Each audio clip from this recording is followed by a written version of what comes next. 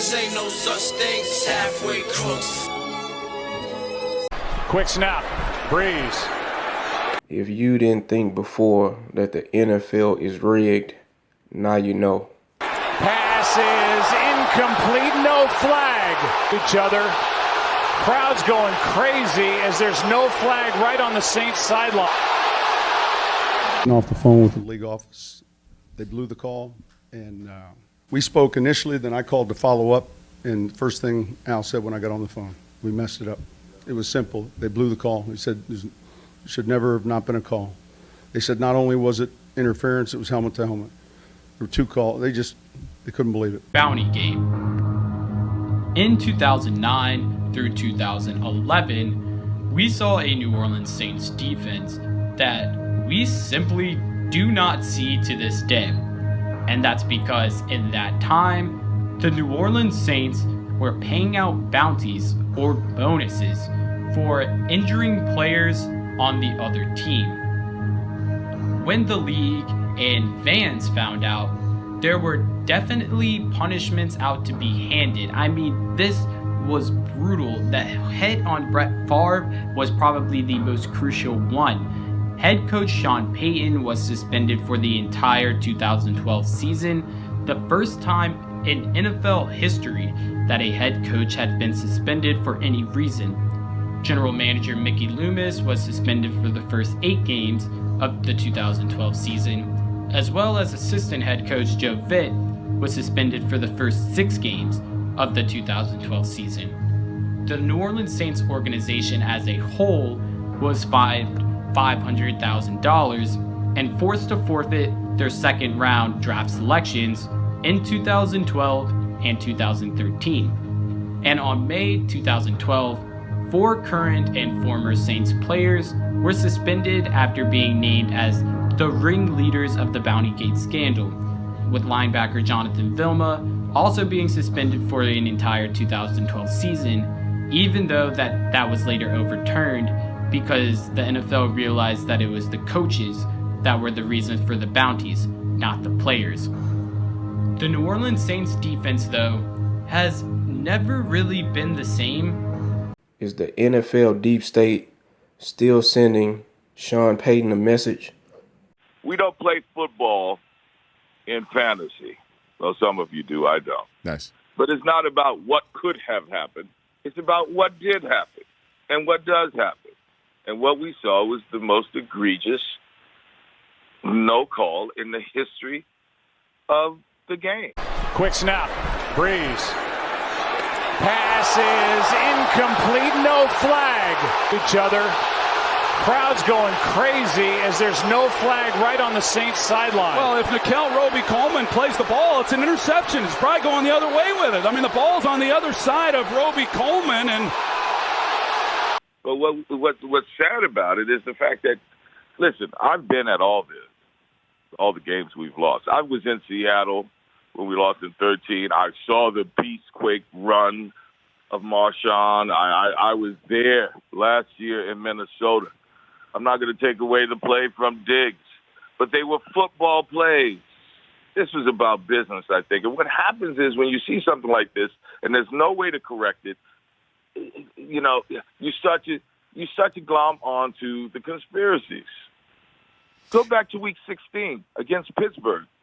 I'm sure the Pittsburgh fans feel the same way about that call against Michael Thomas, which the guy barely touched him, but put us in a position to make sure that we were first seed in the NFC. Maybe that week, the storyline for the reality show of the NFL was Drew Brees, with a record-breaking season, is number 1 seed in the NFC.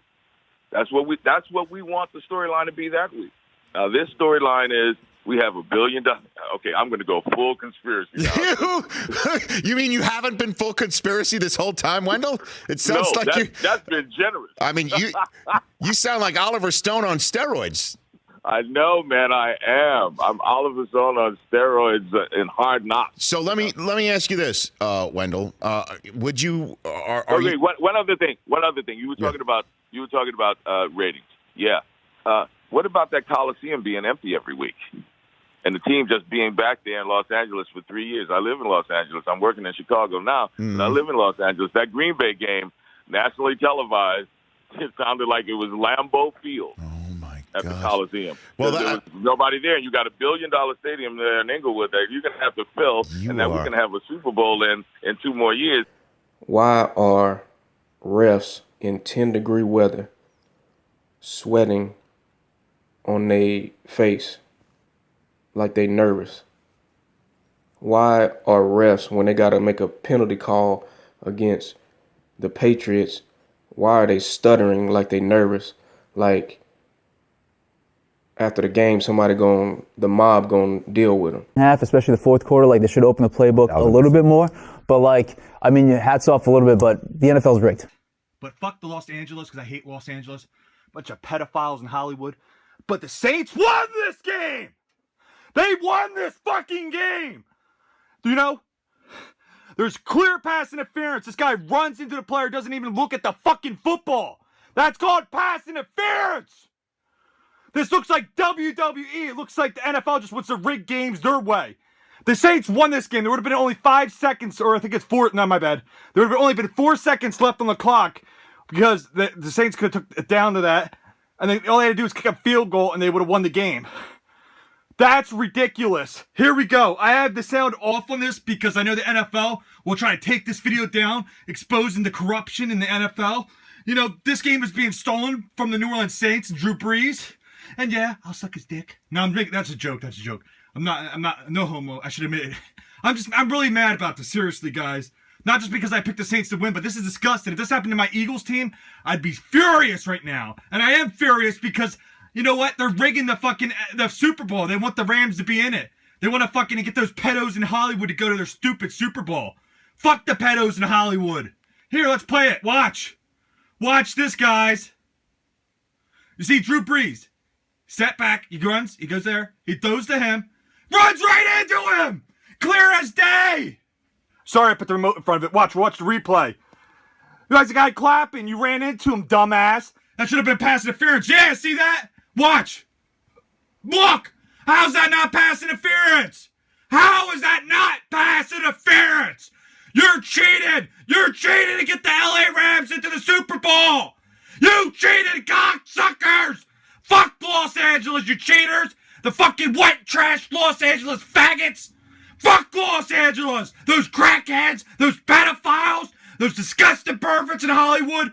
That was pass interference!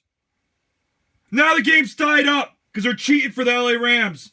Now it's going to overtime. That's what people got to understand. Like, man, like it's hard dealing with trying to figure out if. Like, is it really rigged like that? Like, do they really, is this what they really want every year? They want the Patriots to go to Super Bowl every single year? Why do you get a roughing the passer call on a crucial play where the defense barely touched Tom Brady? And that play helped the Patriots win. So it seems like maybe they were hoping for that game to happen, but Cap, as you'll take it over. Of course they want the Patriots in the Super Bowl. I mean, the NFL's concerned about ratings and appearances. And of course you want your superstar Tom Brady to be in the big game. Again, as a gambler on a weekly basis, I can tell you with 100% certainty that the NFL is rigged.